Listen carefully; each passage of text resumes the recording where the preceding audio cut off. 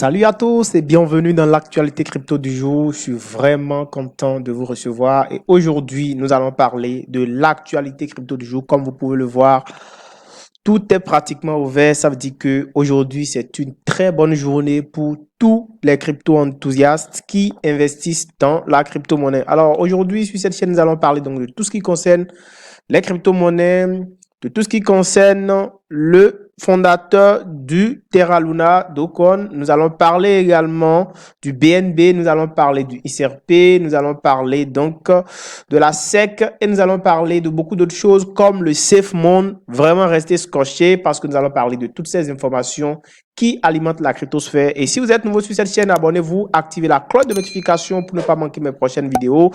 N'hésitez donc pas à me donner votre impression sur cette vidéo, ça me fait vraiment plaisir de savoir que vous aimez le contenu. Lâchez-moi un gros pouce bleu. Dites-moi en commentaire ce que vous pensez de tout cela. Là, top, c'est parti. Nous allons directement commencer par l'actualité qui nous intéresse. Il s'agit donc de SafeMoon. Alors, le projet SafeMoon, vous le savez très bien, c'est un projet qui est sorti entre 2019 ou 2020, je crois, et qui a vraiment permis aux gens de se faire de l'argent. Beaucoup de personnes ont investi et ont profité donc de la montée du cours du SafeMoon. Et il y a même eu un portefeuille SafeMoon qui est mis à disposition donc des utilisateurs. Maintenant, qu'est-ce qui s'est passé depuis un certain temps? Tout s'est effondré. Et ce qu'il faut comprendre, c'est quoi? C'est qu'en fait, qu'il y a quelques heures, on a constaté que SafeMoon a mis à jour ses contrats intelligents. Et qu'est-ce qui s'est passé? Il y a un utilisateur qui a constaté, d'accord, qu'il y a un bug dans le code que les développeurs ont mis en place. Et cela a entraîné la perte de 8 millions de dollars du pool de liquidité du même coin. Et ça a carrément fait dégringoler tout. Donc, dans une tenue des événements uniques, cependant, l'exploiteur qui a initialement exploité la vulnérabilité a ensuite été rapidement dirigé par une autre adresse. Donc, ça veut dire que les gens ont volé, en fait, de l'argent. Donc, du coup, ils ont carrément dévalisé SafeMoon. Et ça, c'est ce qui se passe actuellement. Donc, le favori, la personne en question, le hacker, le pirate en question, détient actuellement plus de 8,6 millions de dollars dans son portefeuille séparé.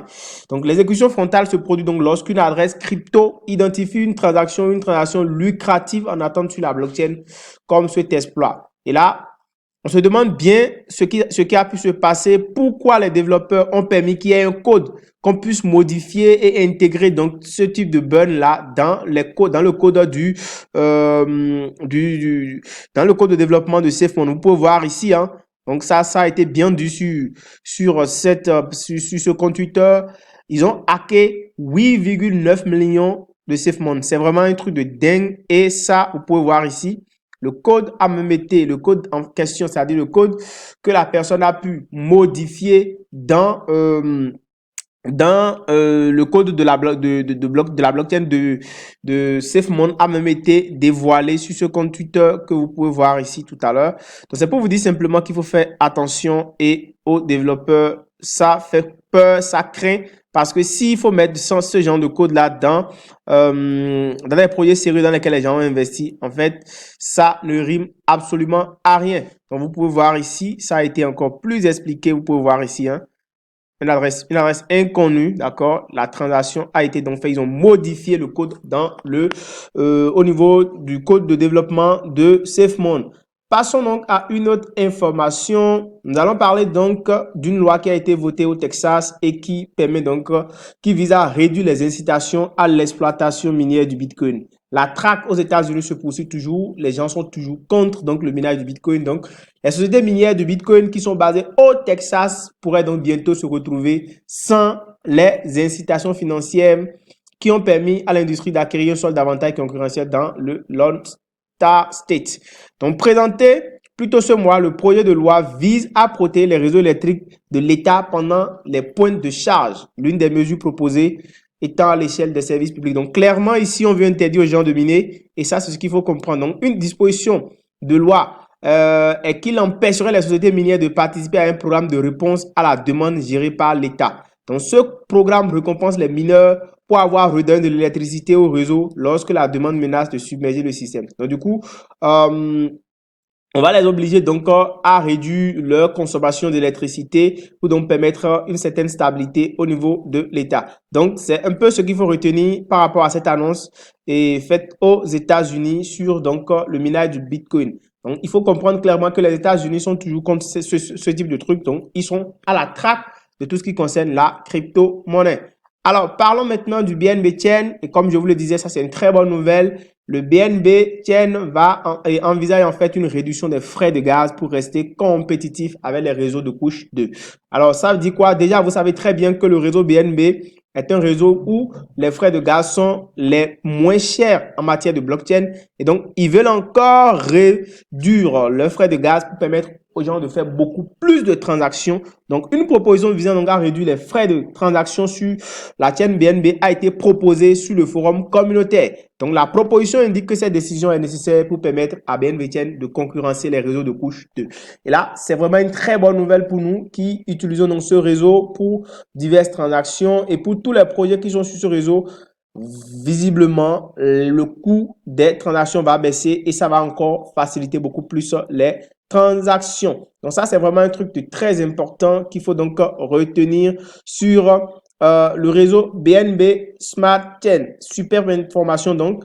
Alors, nous passons donc à Fetchai qui annonce donc un nouveau financement à une valorisation, d'accord, de 25 millions de dollars. Ça veut dire quoi? Simplement, ils vont réinjecter de l'argent dans le projet. Fetchai, c'est en fait une entreprise qui travaille dans l'intelligence artificielle. Donc, ils ont décidé donc de lever un fonds de 40 millions de dollars auprès de la DWF Labs.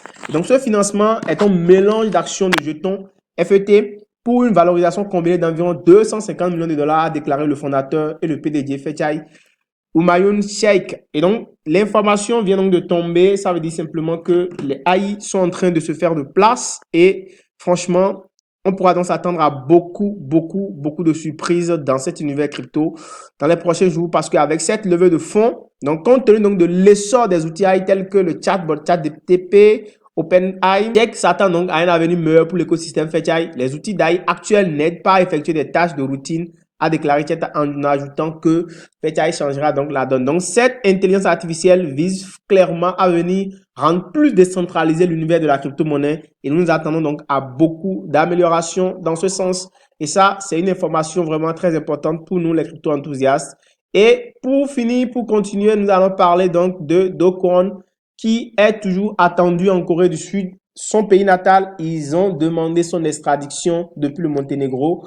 Et là, ce qui a été recommandé au Monténégro, la justice demande quand même à finir, à ce que Do Kwon comparaisse plutôt au tribunal avant qu'on ne l'extrade chez lui. Donc voilà l'information. Do Kwon est toujours poursuivi et il est arrêté actuellement. Comme vous le savez, il est au Monténégro. Mais son pays demande son extradition au pays pour pouvoir le juger. Mais ceux-ci demandent d'abord qu'il comparaisse avant qu'on le renvoie probablement dans son pays. Donc, le périple continue donc pour le fondateur du Terra Luna. Comme vous pouvez le voir, c'est lui le fondateur du Terra Luna. Donc, son chemin de croix se poursuit. Alors, finissons donc avec le INSRP qui a connu donc une certaine augmentation et beaucoup de mouvements depuis la chute des cryptos. Vous pouvez le voir ici. Depuis plus de 10 mois, on vient de constater qu'il y a une hausse historique. Depuis plus de 10 mois, ça n'a jamais connu cette hausse-là et c'est ce que nous sommes en train de constater actuellement. Donc, c'est une très bonne nouvelle pour ceux qui investissent, ceux qui achètent cette crypto actuellement. Donc, le prix a donc été corrigé. Et donc, plus de 35% est encore en vue. Et ça, c'est une information que nous donne donc Cointelegraph pour nous dire simplement que oui, il y a quelque chose qui se prépare dans l'univers de la crypto-monnaie concernant le XRP. Et comme je vous le disais, vous pouvez voir bien sûr que tout est pratiquement ouvert. Le Bitcoin est à plus 5,34%, l'Ethereum à 3,88% et le XRP est à plus 8,31%. Donc, c'est une très bonne nouvelle pour les cryptos aujourd'hui. Franchement, on ne saurait expliquer ce qui est à l'origine de cette hausse du cours des cryptos aujourd'hui, mais c'est une bonne information pour les investisseurs crypto. J'espère que cette vidéo vous a intéressé. N'hésitez donc pas à me liker, à liker cette vidéo et à vous abonner à la chaîne. On se dit à très bientôt. Ciao.